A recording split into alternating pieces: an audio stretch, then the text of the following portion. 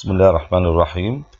أبنائي وبناتي طلاب وطالبات مادة مقدمة في الهندسة، خلال هذه المحاضرة سنستعرض أو سنستكمل ما تبقى من الفصل الثاني من مادة المقدمة، وهو بعنوان الاختيار العلمي للمهنة بشكل عام.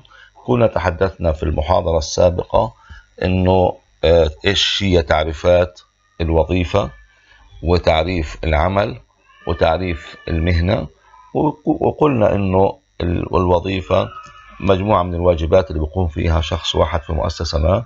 عدد الوظائف يساوي أو بيناظر عدد الأفراد أو عدد العاملين في هذه المؤسسة. وقلنا العمل لا، وظائف متشابهة لكن في مؤسسة واحدة. المهنة في مؤسسات مختلفة بشكل عام. طبعا الآن احنا هنستكمل بالنسبة للمحاضرة ما تبقى زي ما اتكلمنا من الفصل الثاني. طبعا احنا قلنا في هناك معايير فعالة لاختيار المهنة، ممكن احنا نحصرها في 3 معايير أساسية. المعيار الأول استعداد الفرد. استعداد الفرد المجهود اللي بيقوم فيه الفرد لتحقيق نتيجة أفضل بشكل عام. طبعا هذا الاستعداد واضح انه في كتير ناس عندها ميول، عندها قدرات، لكن ما بتدرس. إذا النتيجة واضحة انه سلبية، بمعنى انه الدارس الهندسة بيحتاج في المتوسط من 3 إلى 5 ساعات دراسية بشكل يومي ليتفوق وينجح في دراسته للهندسة. هل هذا الاستعداد فقط خلال مرحلة الدراسة؟ لا، المهندس حتى بعد ما يتخرج هناك كثير من العلوم والخبرات والتجارب ممكن أحصلها من خلال مجهودات كبيرة واستعدادات، حضور دورات، الاستعانة بناس ذوي الخبرة في حل كثير من المشاكل، يكون بالقرب من الأفراد اللي ممكن يكون لهم تأثير إيجابي على حياته المهنية بشكل عام. إذن الاستعداد نوعين، استعداد كمي واستعداد كيفي. الاستعداد الكمي اللي هو بيعتمد على المجهود بشكله المحدد، بمعنى أنا عندي مادة رياضيات، قديش أنا بحل مسائل في الرياضيات أكتر قديش بكون أدائي أحسن، قديش أنا حفظي بكون أكثر تمكن قديش في المواد النظرية أنا بكون أدائي أفضل. يعني بمعنى إنه المجهود الذي يقوم الطالب ببذله خلال المرحلة الدراسية يتناسب طرديا مع الأداء بشكل عام. طبعا أنت بتحس فيها إنه أي مادة أنت استعديت لها بشكل كبير جدا حيكون أدائك فيها في الامتحانات وفي غيره أفضل بكتير من المادة اللي أنت أصلا رحت على الامتحان وأنت ما اطلعت عليها ولا استعديت لها ولا غيره. هذا الاستعداد قلنا لا ينتهي بانتهاء المرحلة الدراسية، ولكن يتجاوز ذلك في كل المجالات بالنسبة للحياة. وهذا شيء مريح للنفس، إنه أنا النتائج تعتمد على ما أقوم به من مجهود. يعني احنا في المحاضرات التفاعلية كنا بنقول وين الأسئلة؟ طبعا فيش أسئلة لسبب إنه أنا كنت أعتقد إنه في عدد كبير فاهم، لكن تبين إنه في عدد كبير أصلا من الطلبة لم يطلع على المحاضرات المسجلة، وبناء عليه إجا لا يملك سؤال لأنه ما استعد لهذه المحاضرة. الاستعداد جزء أساسي من كل المراحل في الحياة، يعني بمعنى كل إنسان في كل مرحلة من مراحل حياته يجب أن يكون استعداده قوي واستعداده عالي لكي يستطيع أن ينجح في هذه المهنة. طبعا احنا لما نتكلم عن الاستعداد الكيفي، الاستعداد الكيفي مختلف، بمعنى انه لا يعتمد بالاساس على المجهود، اعتماده الاساسي على الموهبة، على الامور اللي موجودة اصلا بالنسبة له ك يعني هبة من ربنا سبحانه وتعالى. وبالتالي لما قلنا لواحد خد 100 ديوان شعر واقرأهم واحفظ ما تستطيع منهم، لكن بعد ما تنتهي من هذه القراءة انت مطالب انك تكتب قصيدة، بقول لك لا يا عم، انا هذا موضوع مش مرتبط قديش تذوقي ولا قراءتي للشعر، هذا مرتبط بموهبة اسمها كتابة الشعر. أيضا في موضوع الاستعداد الكيفي مرتبط بالرسم، يعني في عائلات بيتميز بعض أفرادها إن خطوطهم جميلة، موهبة. أنت ممكن تحسن خطك بس بكونوش موهوب. فالاستعداد الكيفي المرتبط بالمواهب بشكل عام. عشان هيك احنا نقول انه اختيار المهنة لابد ان يتلائم مع استعداد الفرد. الشخص اللي استعداده للمواد الرياضية والفيزيائية عالي بنقول بينجح في معظم التخصصات، وعلى رأسها الفيزياء الحاسوب والهندسة الكهربائية، لأنه هذا بتتطلب استعداد رياضي وفيزيائي عالي. طبعا لما نتكلم عن الهندسة الميكانيكية استعدادها الفيزياء أكثر من الرياضيات، بمعنى الشخص اللي إمكانياته في الرياضيات محدودة لكن عنده ميول باتجاه الرسم والتخيل وغيره، بنقول انه هذه انسب له في هذه الحالة انه يكون مهندس معماري. عشان هيك احنا بنقول اختيار المهنة لابد ان يتلائم بشكل او باخر مع استعداد الفرد. طبعا الاستعداد الكيفي ممكن يكون كاتب، ممكن يكون محامي، لانه المحامي بيعتبروا طرق اللي من خلالها بيجدوا الحلول تتجاوز الدراسة، لا بدها خيال، بدها قدرة، بدها تركيب معطيات كتيرة مع بعض، بحيث انه انا زي ما اكون انا في مكان واستطيع ان اصل لنهاية طريق النجاة بأسرع وأقل خسائر بالنسبة للطرق المختلفة. لكن طريق الهندسة والكيمياء والفيزياء والإحصاء والمحاسبة بده استعدادات بشكل عام، استعدادات كمية، بمعنى المجهود هو العامل الأساسي في النجاح في هذه المهن المختلفة، سواء كانت مهن رياضية أو فيزيائية أو حتى مهنة هندسية بشكل عام. طبعا الميول الفردية بينقسم إلى قسمين، ميول إرادية وميول لا إرادية. طبعا الميل الإرادي اللي هو مرتبط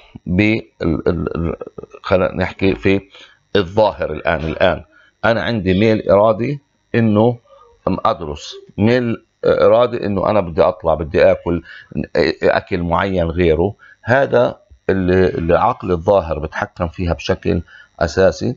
لكن الميول اللا إرادية اللي بتتشكل خلال مراحل طويلة في عمر الإنسان، بمعنى الإنسان من صغره بيبدأ يحب ألوان أكثر من ألوان تانية، بيبدأ يميل لنمط ألعاب معين أكثر من الأنماط الأخرى، بيميل للعزلة، بيميل للألعاب الحركية أو غيره. وهذا بتكبر مع الإنسان وبتمثل بالنسبة له ميول لا إرادية. يعني هذه الميول الإرادية بتكون موجودة بشكل كبير في العقل الباطن بشكل أساسي.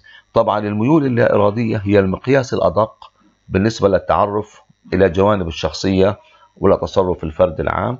ليش؟ لأنه هذه تشكلت عبر مراحل عمرية وغيرها من الأمور اللي بتأثر في سلوك وفي شخصية الإنسان بشكل عام. الآن مين اللي بيحدد المهنة أكثر؟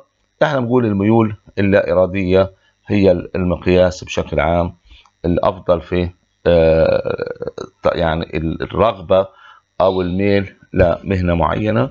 ولا أعتقد أنه عدد كبير من طلبة أو خريجي الثانوية العامة بيجي هو مش محدد إيش التخصص اللي بده إياه. يعني أنا على سبيل المثال تجربتي الشخصية، أنا أنهيت الثانوية العامة وكان عندي منحة. هذه المنحة بتخليني أدرس طب، ومعدلي كان بيسمح لي بتخليني أدرس أي تخصص بشكل عام. لكن من الصغر إيش بدك تطلع؟ كان هذا سؤال بتردد بشكل كبير في معظم البيوت. أنا أقول بدي أكون مهندس. بناء عليه لما خلصت الثانوية العامة لم أفكر إطلاقا في أي تخصص غير تخصص الهندسة، لأنه هذا كان متشكل معي من سنواتي العمرية الأولى بشكل عام. عشان هيك الإنسان سبحان الله بيرتبط ارتباط كبير بشغلات كتيرة. يعني حتى هو صغير الواحد أكل أكلة صار معه مغص، خلص بصير عنده ميل لا إرادة تجاهها بكبر معاه، وبضل هذه ممكن تمثل له عقدة شخصية. فالميول الإرادية هي الأدق في التعرف على جوانب الشخصية ولتصرف الفرد العام وميوله بشكل أساسي. العلاقة الآن بين الميول الطبيعية والاستعداد وثيقة. طبعا إيش هذه العلاقة؟ الإنسان اهتمامه بالمواضيع التي يسهل عليه فهمها بنمي الميل الطبيعي نحوها. يعني بمعنى أنا بدرس الفيزياء بفهمها بسرعة بسهولة، إذا طبيعي الميل اتجاهها بتحسن وبيقوى، وبصير في يعني علاقة إيجابية أكثر من إنه أنا بدرس الرياضيات على سبيل المثال وبجد صعوبة كبيرة في إني أفهمها. طبعا الميل اتجاهها بيكون أقل مع توالي الأيام ومرور الزمن، وهذا طبعا بيمثل ميل لا إرادي من البداية، إنه أنا ما كانتش العلاقة بيني وبين هذه المواد الدراسية علاقة سهلة ويمكن إنه أنا أستوعبها بشكل سهل. طبعا لما نحكي إنه صار في نقاش بين دكتور في الهندسة وطلبة الهندسة، 10% من الطلاب قالوا إنه إحنا كنا سعداء في قرار اختيار الهندسة.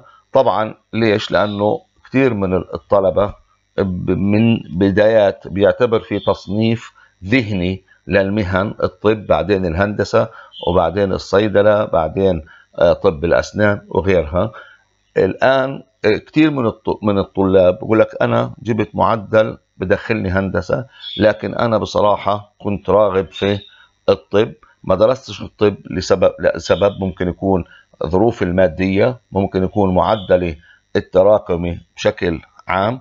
لكن هذه الصورة للأسف الشديد موجودة لسبب مهم، إنه فكرة الهندسة عند كثير من الناس فكرة ضبابية ومشوهة، لكن المهندس بشكل أساسي هو اللي بيقوم بكل الأعمال الظاهرة أمامنا من تسيير الآلات، إشراف على العمال وغيره. مش بس هيك، هي البنية التحتية. يعني هو بفكر إنه عمل المهندس مرتبط فقط بعملين ثلاثة.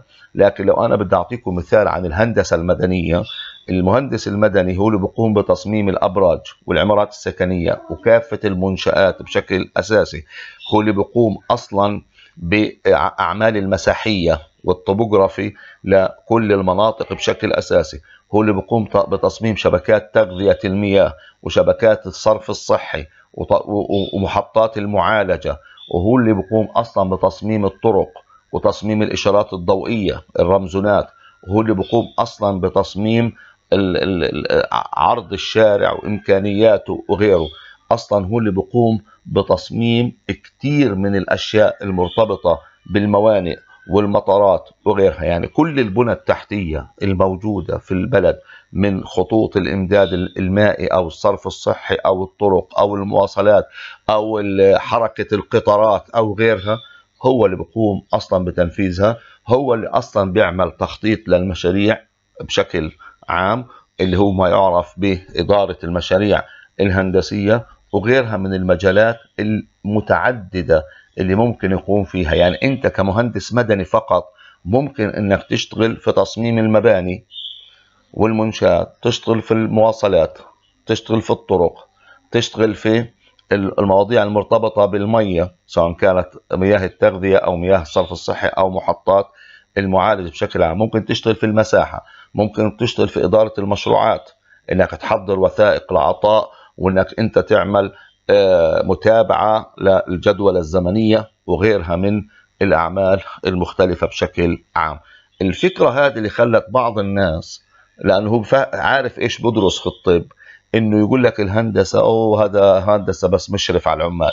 يا عم المهندس المعماري على سبيل المثال تجاوز المباني لتخطيط المدن والتخطيط الحضري والأمور المرتبطة بصوتيات والإضاءة وكتير من الأشياء اللي بيقوم فيها المهندس المعماري بشكل كبير، وطبعا غيره من تخصصات الهندسة اللي حنتكلم فيها بالتفصيل بشكل لاحق. طبعا احنا الآن خلصنا الفصل الثاني بشكله النهائي يعني، وبنتمنى أن يكون فهمنا أنه الهندسة عبارة عن اختيارها مرتبط بأول شغلة اللي هو القدرات، الاستعداد الكمي والاستعداد الكيفي. بس أنا في ملاحظة النهائية بالنسبة للفصل الثاني إنه في عندي أنا طبيعة المهنة قبل ما نبدأ فيها، إنه أنا قلت في قدرات وإمكانيات، بس بدي أعطي ملاحظة لأنه هذه ما كانتش واردة في الكتاب، أنا أضفتها لأنه في بعض الناس بيكون له استعداد، يعني استعد كتير ودرس كتير وبذل مجهود كبير، لكن وعنده رغبة كبيرة، لكن للأسف ما جابش معدل يدرس الهندسة. يعني كان عنده استعداد جيد وكان عنده ميل ورغبة. طب ليش ما درسش الهندسة؟ احنا بنقول ما درسش الهندسة لأنه لا يملك القدرات والإمكانيات، يعني مستوى الذكاء عنده أو كثير من الإمكانيات المطلوبة عنده مش متحققة. وربنا سبحانه وتعالى خلقنا درجات، سواء كان في الشكل أو في القدرات المرتبطة بالذكاء أو غيرها من الأشياء بشكل عام. طبعا الآن حنبدأ في الفصل الثالث اللي هو طبيعة مهنة الهندسة. مهنة الهندسة بترتكز على 3 دعائم رئيسية كمهنة. المهنة بترتكز على دعامات 3: العلم والتكنيك والعمل. ايش هو العلم؟ قلنا اللي احنا بنستخدمه في اعمال التصميم، اختيارك للمواد المرتبط بحساب القوى اللي هو هذا المرتبط بالعلم بشكل اساسي. التكنيك اللي هي الطريقة اللي احنا بنقوم فيها عشان العمل، بمعنى انه زمان كنا نصب الخرسانة او البطون بالايد يدوي، يعني بيجي واحد بحط كمية من الحصمة وكمية من الرمل وكمية من الإسمنت، وبعدين بيعملهم بطريقة معينة، بيفتح فيهم فتحة دائرية وحط المية وبخلط بشكل يدوي. طبعا كانت طريقة مرهقة. بعديها طلعت الخلاطة اليدوية اللي بتاخد كيس إسمنت واحد مع باقي المكونات المختلفة. الآن كله صار في مصانع البطون، انه بتيجي سيارات الخرسانة هذا اللي بتدور، بتحمل فيها حوالي اكثر من 50 كيس اسمنت بكونوا جوا مع باقي المكونات. البطون في الاخر واحد، سواء كان بالخلط اليدوي او كان بالخلط الآلي اللي من خلال الخلاطة اليدوية او من الخلط الآلي الميكانيكي في المصنع، كله بطون. لكن ايش اللي تغير في الحالات ال3؟ التكنيك، الطريقة. زمان كنا نعمل عملية تقييم البصر، المفهوم تبع تقويم قصر النظر في الطب واحد، انه انا بدي اغير تحدب قرنية العين بحيث تتناسب مع انه يكون البصر او انعكاس الصورة على الشبكية يكون في مكانها بالضبط اللي هو على الشبكية. لكن ايش اللي تغير اليوم؟ لا، صرت اعمل التحدب هذا مش من خلال تشريح قرنية العين، لا، من خلال اللي هو الليزر في الاول، وبعدين صار عمليات الليزك وعمال بتتطور الامور. الفكرة واحدة لكن التكنيك مختلف. العمل اللي هو الاشي الملموس اللي بيحتاج الى مواد وعمال وغيرها. يعني دعامات الهندسة علم، تصميم، اسلوب او طريقة او تكنيك عشان ننفذ فيه العمل، والعمل اللي هو المخرج الملموس اللي هو الفيزيكال وورك اللي احنا بنشوفه بالعين المجردة. وهذا اللي بيخلي مهنة الهندسة من أجمل المهن، إنه عملك أنت بتشوفه أمام عينك بعد الانتهاء منه. طبعا اتكلمنا إنه الرياضيات والفيزياء والكيمياء والميكانيكا أساسيات بيستخدمها المهندس بشكل مباشر. مهندس الهندسة البيئية بيستخدم كيمياء أكثر من فيزياء، مهندس الميكانيكا بيستخدم فيزياء أكثر من رياضيات، مهندس الحاسوب بيستخدم الرياضيات أكثر من الفيزياء، وهكذا. المهندس المدني ممكن يستخدم الفيزياء والرياضيات وحتى الكيمياء بشكل أقرب إلى التساوي أو التوازي بشكل أساسي. طبعا بيرتكز عمل المهندس على طائفة من العلوم الأخرى في مقدمتها علم الاقتصاد، لأنه إحنا خدنا في تعريف الهندسة لاختيار الطرق الاقتصادية، فلا بد أنه أنا حلول الهندسية تكون أقل ما يمكن.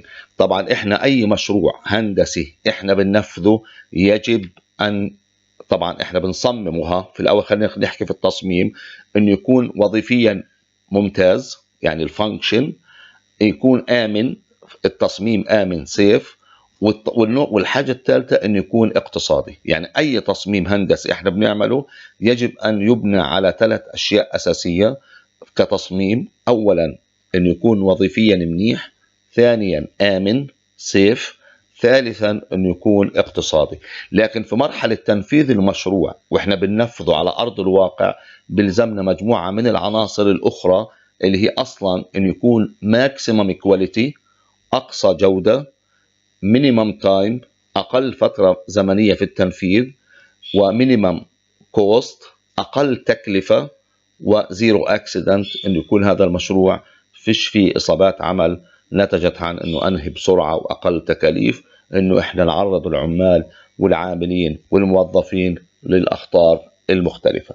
طبعا الهندسة تشمل صفات العلم والبحث ومظاهره، ويطلق عليها في بعض الأحيان العلم التطبيقي، لأن حكينا إحنا العلم في التصميم، وبعد هيك إحنا بننفصل عن العلم اللي كنا ماشيين معاه في خط متوازي أو جنبا إلى جنب عشان نروح نطبق. الهندسة كتكنيك تعتمد على التجربة المتراكمة من المهندسين السالفين طبعا السابقين. ليش؟ لأنه هذه التقنيات الهندسية بشكل أساسي تجارب الوحدة يعني بتراكم على الثانية، لما وصلنا إلى تقنيات اليوم كتير مميزة في عالم الهندسة. طبعا الهندسة كعلم أخذناها، الهندسة كعمل بتشمل الخدمات المهنية بشكل عام، اقتصاديات العمليات التسويقية والأداء وغيرها. طبعا بشكل ضروري أن المهندس يجب أن يعرف أين يؤدي خدماته ومتى وكيف. لابد من توافر قدرة الإقناع لديه حتى يتمكن من تقديم العمل. وأنا تكلمت سابقا أنه المهندس غير ما يقدمه من خدمات فنية، لابد أن يكون يملك خدمات شخصية مرتبطة بالخلق، حسن التعامل، قدرة الإقناع، المرتبطة بشكل أساسي بفن التعامل اللي مطلوب في كل المهن، وعلى رأس مهنة الهندسة. كموظف في مؤسسات عامة أو مصنع أو مصلحة أو مجموعة عامة، طبعا ممكن يشتغل كموظف، ممكن يشتغل كمهندس مكلف في أعمال خاصة.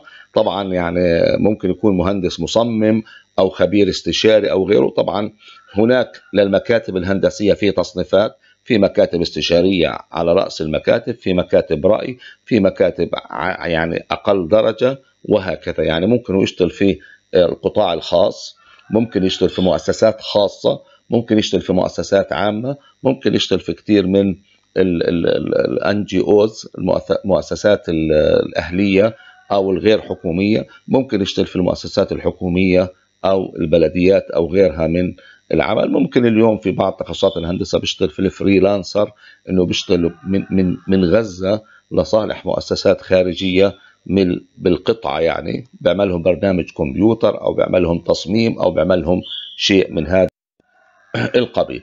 طبعا الآن بدنا نتكلم عن الأدائية الهندسة، وإحنا تكلمنا سابقا إنه الأداء يجب أن يقاس.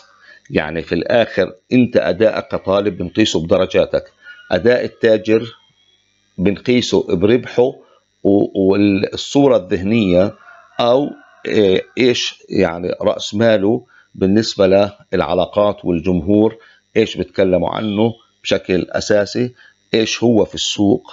طبعا هذا جزء من الأشياء اللي ممكن إحنا نقيسها بمدى رضا الزبون أو الجمهور عن الخدمة المقدمة منك بشكل عام.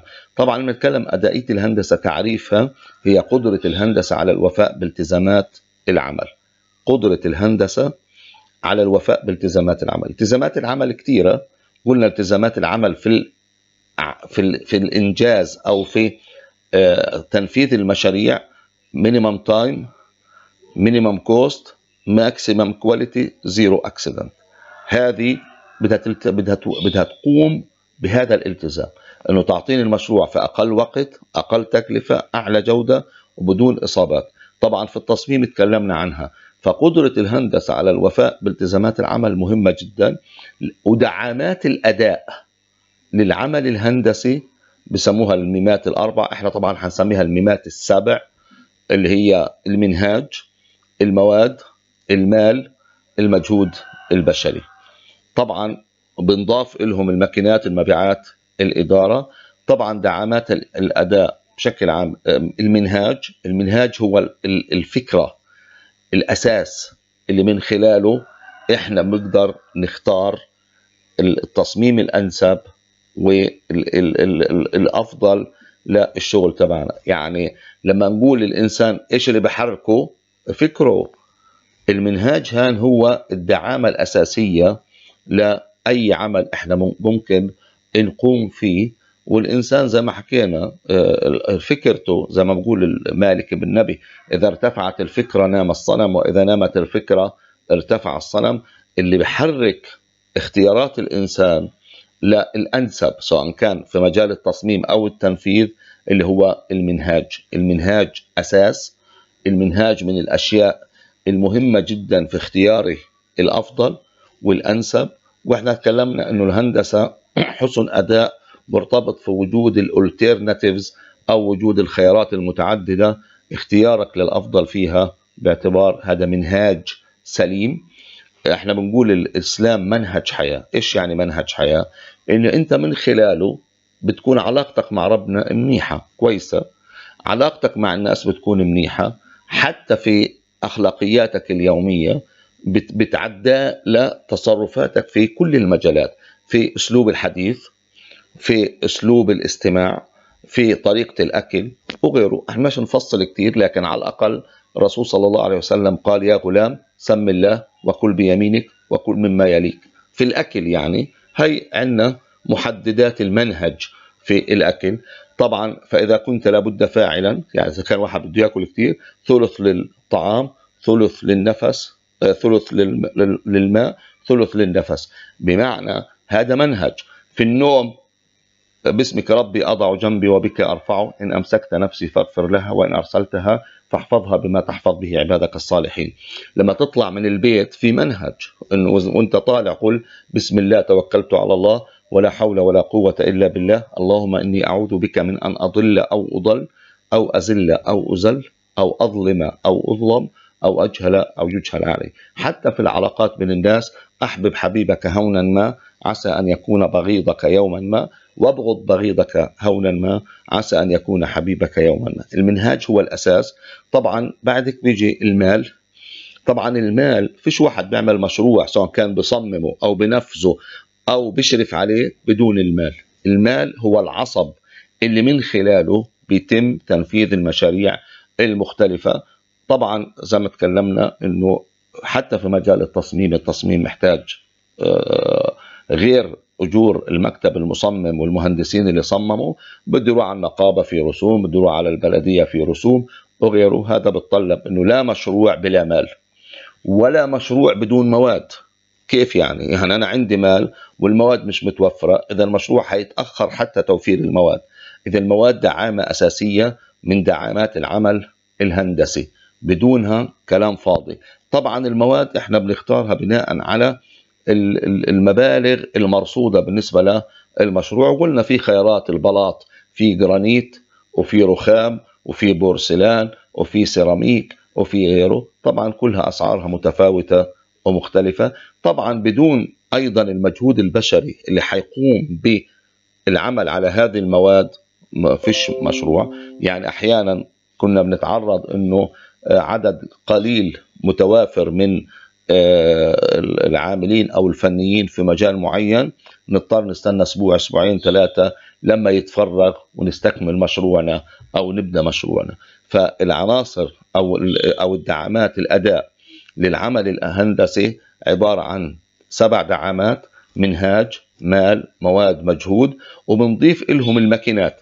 اليوم ممنوع أصب السقف يدويا، لازم أصبه بمضخة اللي بسموها عندنا المشفاة، مضخة البطون لازم تكون موجودة. ممنوع أصب السقف بدون استخدام الرجاج أو الفايبريتور اللي بيخلي الهواء يطلع من البطون ويصير مصمت. ممنوع أستخدم في الأسفلت إلا يكون المعدات والأجهزة والماكينات اللي احنا بنستخدمها في تجهيز الأسفلتات بشكل عام. فالماكينات صارت بالنسبة ل كدعامات مهمة جدا. كثير من المشاريع لا يمكن أن تنجز أو تستكمل أو يتم تنفيذها بشكل أو بآخر إلا من خلال الماكينات.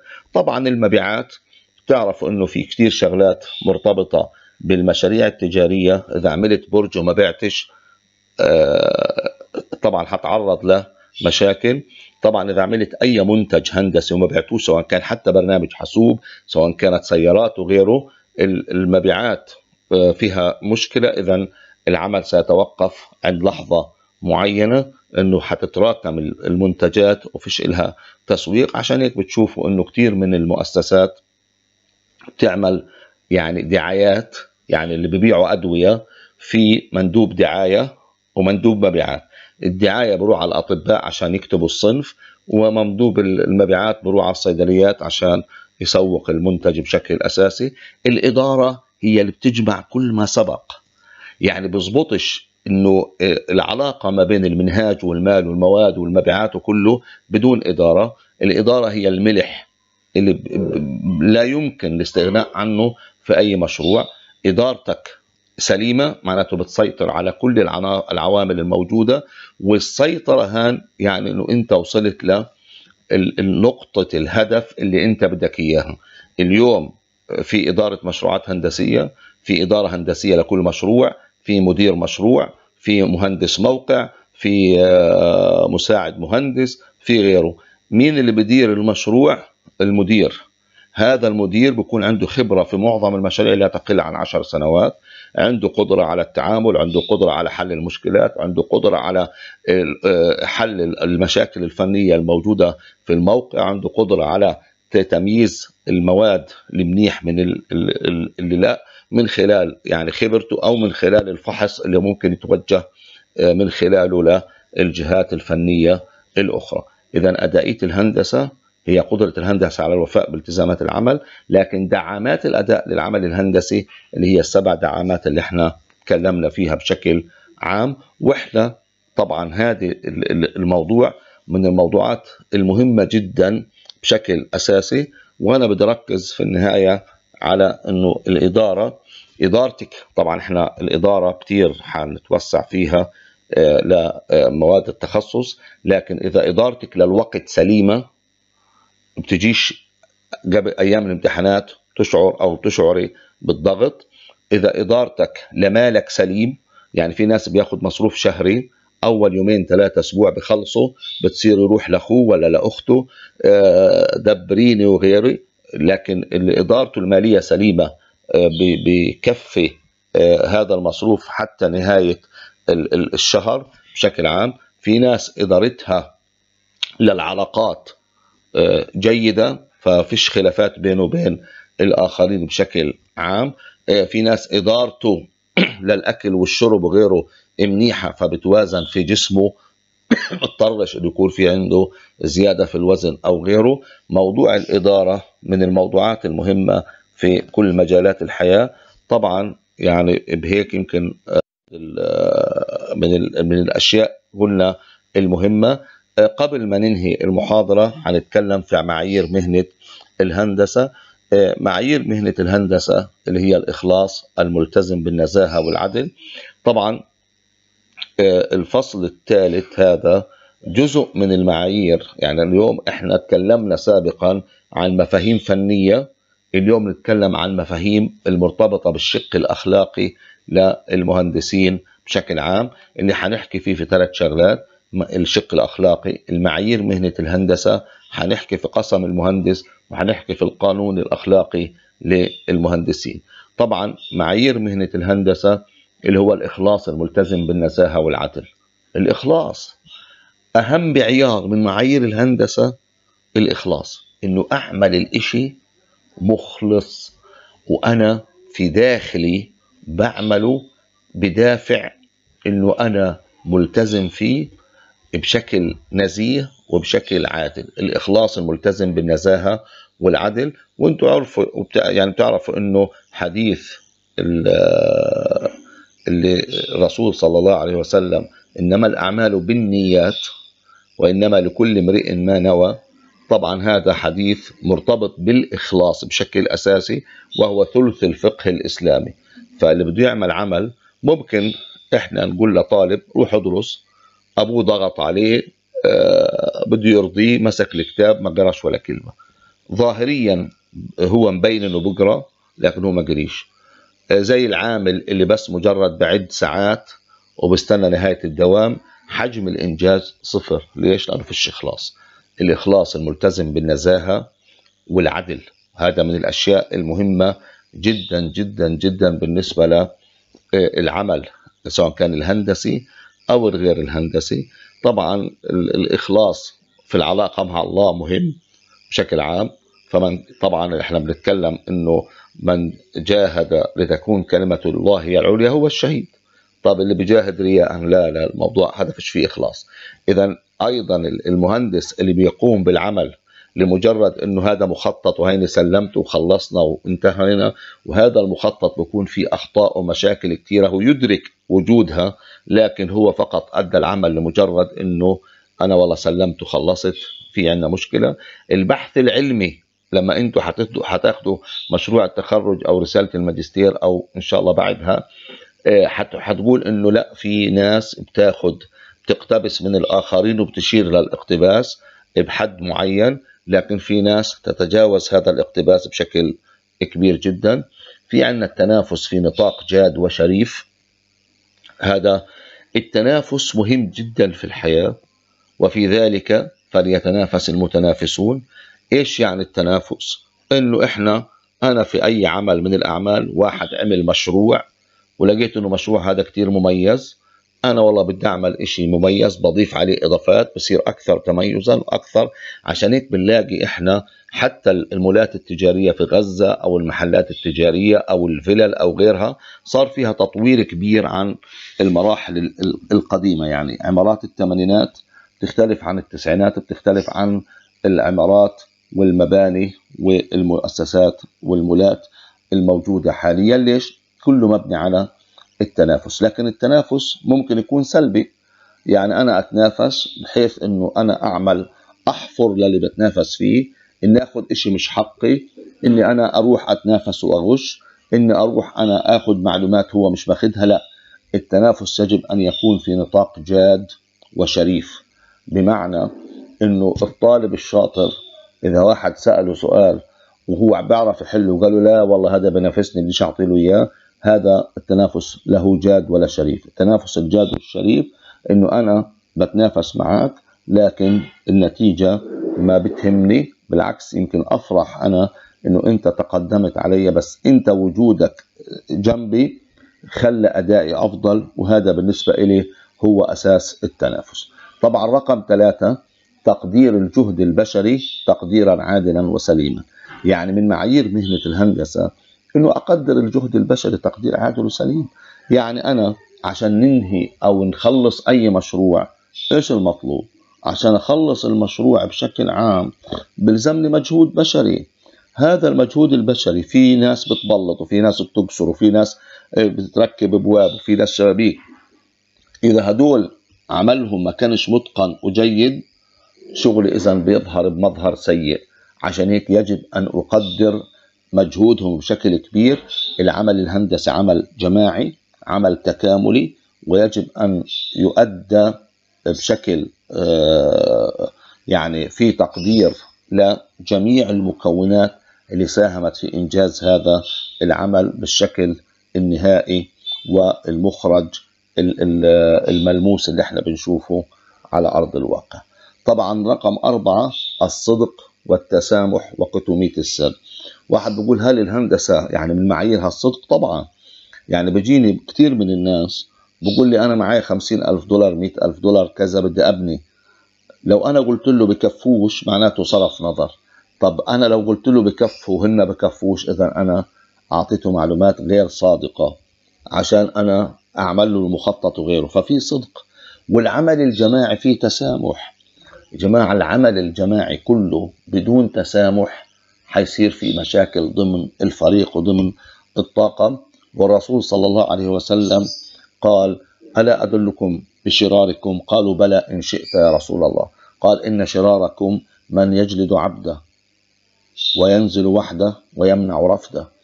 يجلد عبده الإنسان القاسي، وينزل وحده المنطوي، ويمنع رفده فيش في عنده عطاء. قال ألا أدلكم بشر من ذلك؟ قالوا بلى إن شئت يا رسول الله. قال من يبغض الناس ويبغضونه، اللي لا بيحب الناس ولا الناس بتحبه. قال ألا أدلكم بشر من ذلك؟ قالوا بلى إن شئت يا رسول الله. قال من لا يقيل عثره ولا يقبل معذرة ولا يغفر ذنبه. من لا يقيل عثرة، واحد عنده مشكلة أكاديمية في مادة وانت قدرت او انت قدرت تسهل عليه وتحل له اياها، لا بديش. واحد تعثر ماليا وانت قادر تساعده ما ساعدتوش. من لا يقيل عثرة ولا يقبل معذرة ولا يغفر ذنبه. كل هدول لهم علاقة بالتسامح. قال ألا أدلكم على شر من ذلك؟ قالوا بلى إن شئت يا رسول الله. قال من لا يرجى خيره ولا يؤمن شره. الإنسان الأسوأ على الإطلاق اللي لا يرجى خيره. يعني في بعض الناس ممكن يكون سيء الآن، أداؤه مش منيح، لكن ذكي. أخوك الصغير في المدرسة أداؤه مش كتير، لكن مستوى الذكاء عنده عالي، بتقول والله حدا حيتحسن في المستقبل.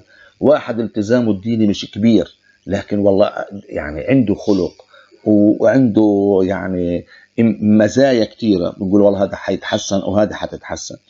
فهذا من لا يرجى خيره ولا يؤمن شره. الإنسان فيه لا يرجى خيره، يعني فيش فيه أمل، وفي نفس الوقت ممكن في أي وقت يسبب الأذى للآخرين. عرض ما توصل إليه عن طريق الدراسة والبحث بصدق. يعني في ناس كتير بيكتم علم. لا، انت بدك تكون الدراسة طلعت عندك سلبية، بدك تقول النتيجة سلبية، مش أضبط النتائج. بنعمل تجربة في المختبر وما زبطتش بدي أضبطها. لا، عرض ما توصل إليه عن طريق الدراسة والبحث بشكل صادق. رقم 6 محاربة الارتجال في العمل الهندسي. طبعا احنا نقول محاربة الارتجال فيش انه انا واحد يسألني سؤال وهذا مبني على حسابات معادلات واعطي رأيي بدون ما اروح احسب. الارتجال انه انا افتي بدون علم. الارتجال انه انا انفعالاتي، واحد مثلا يقول لي والله انت عندك خبرة كبيرة وكذا، لا قول لي قديش في حديد هنا. يا عم الموضوع مش مرتبط بالانفعال، الموضوع مرتبط بمحاربة الارتجال في العمل الهندسي. انا بقدرش اعطي شيء كنتيجة بدون ما يكون عندي علم فيها. رقم 7 الصراحة والعلن في التعامل المريح، وخاصة في المسائل المادية. طبعا لازم الواحد يكون صريح بشكل عام وتعامله مريح، خاصة في الأمور المادية. إنه أنا التكاليف تكون دقيقة سواء كان قبل أو خلال تنفيذ المشروع بشكل عام. إنه أنا ما حاولش أخفي بيانات وغيرها عن الناس اللي أنا بنتمي للعمل معهم أو بشتغل معهم بشكل. طبعا يعني آخر 3 معايير في معايير مهنة الهندسة اللي هي الرفض البات للمشاركة بالمعلومات العلمية في الأعمال الغير مشروعة أو المدمرة. يعني تعال نيجي نتكلم إنه في بعض المشاريع بدي يبني واحد في أرض حكومية، أنا بقدرش أعمل لك مخطط. واحد بده يعمل مصنع للخمور، أنا بقدرش أشتغل هذا المصنع. واحد بده يعمل أي شيء ممكن يكون غير قانوني أو غير مشروع أو بسبب أثر سلبي على الآخرين، أعمل مصنع في أبخرة ومشاكل في وسط أماكن سكنية. فالرفض البات للمشاركة في أي مشروع هذا ممكن يكون له آثار سلبية على الآخرين. رقم 9 الاعتزاز بلقب مهندس.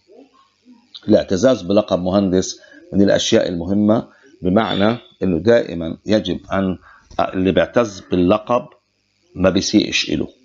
بمعنى بينفعش المهندس يكون لبسه مثير، المهندسة تكون لبسها أي كلام.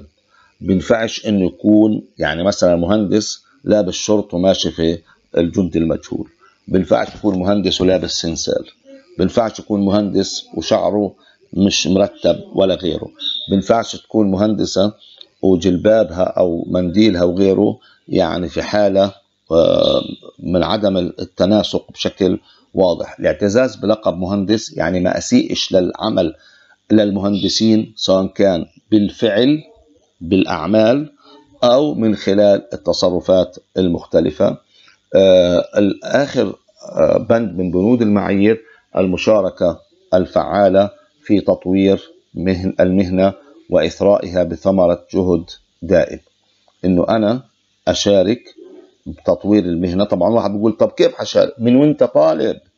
الآن قديش أنت بتحصل معلومات وبتكتسب تجارب وخبرات من وانت طالب هتأثر بشكل إيجابي. وعلى فكرة كل مجالات العمل الهندسي في القطاع في الثمانينات أحسن من السبعينات، في التسعينات أحسن من الثمانينات، في 2020 أحسن من قبل. وهذا مبين في شكل المباني وأدائها، الحوسبة اللي صارت في كل المؤسسات سواء كان المؤسسات الحكومية أو غيرها.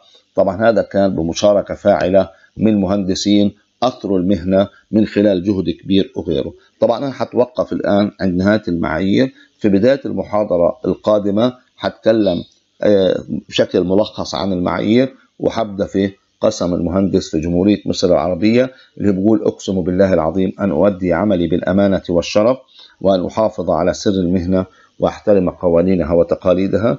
طبعا القسم هان أن الواحد يؤدي العمل بالأمانة والشرف، هذا الجزء الأساسي، وأن أحافظ على سر المهنة وأن أحترم القوانين والتقاليد. في نهاية المحاضرة اللي طولت شوية بتمنى من الله العلي القدير أن يوفق الجميع لما يحب وترضى، وأن يجنبكم كل المشاكل المرتبطة بجائحة كورونا وغيرها. وإلى اللقاء في المحاضرة القادمة إن شاء الله.